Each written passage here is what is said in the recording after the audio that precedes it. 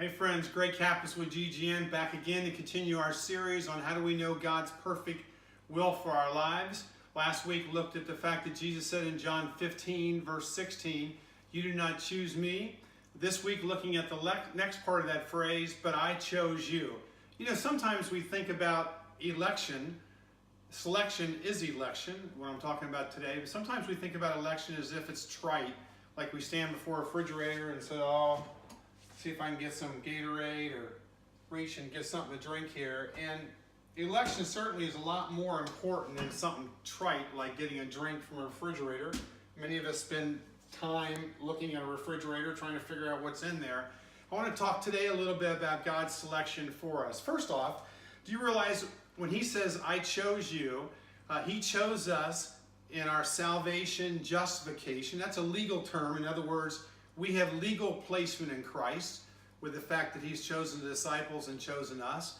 We also have not only justification, but we have sanctification. That's our daily walk. So we're placed in him legally. We're walking with him daily.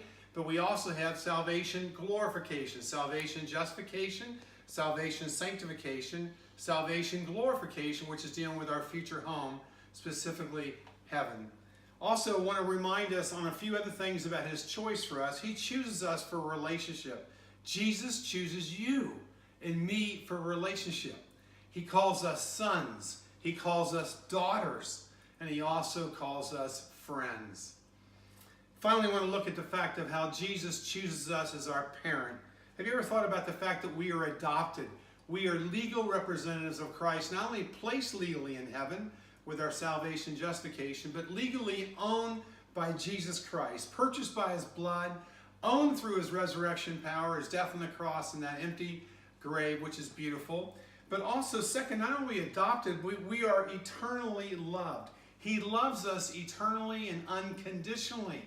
And continuing on, not only does he adopt us, not only does he love us unconditionally, but he also accepts us, forever accepted in Christ. And finally, one of the things I love the most in Colossians 3, and Jesus certainly has in his mind here on saying he chose us, is that we have our identity in Jesus Christ. Check out Colossians 3. Next time you're not real happy with yourself, remember what Jesus thinks about you and me. And by the way, a shout out to my friends, the Capinator Group at Grand Canyon University. Thanks, dear students. God bless you.